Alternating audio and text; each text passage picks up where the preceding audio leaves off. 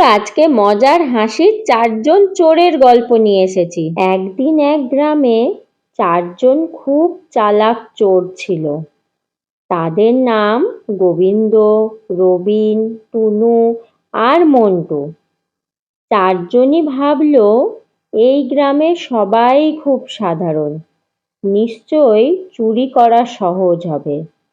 তারা রাতে একটা বড়লোকের বাড়িতে ঢুকলো। ভেতরে অন্ধকার, তাই একে অপরকে দেখা যায় না। গোবিন্দ বলল, আমি প্রথমে যাব, দেখি ভিতরে কি আছে। সে একটু যেতেই ঠাস একটা ঢোলের ঢাকের উপরে পা পড়ে গেল। এমন শব্দ হলো যে বাকিরা ভয়ে লাফিয়ে উঠল।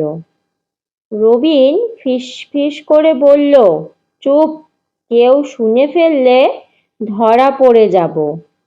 ঠিক তখনই টুনু মাটিতে রাখা একটি বড় থলেতে হাত দিল।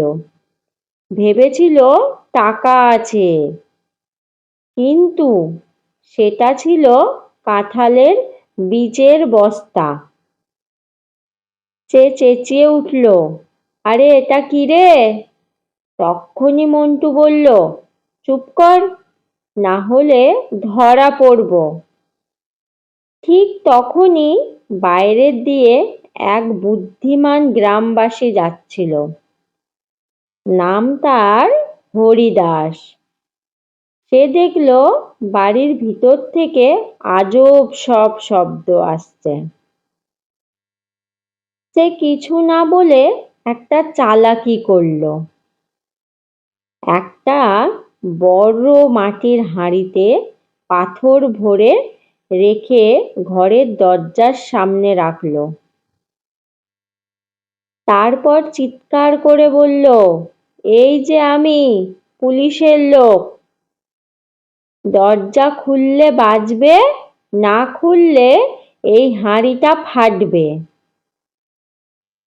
ভেতরে বোমা আছে।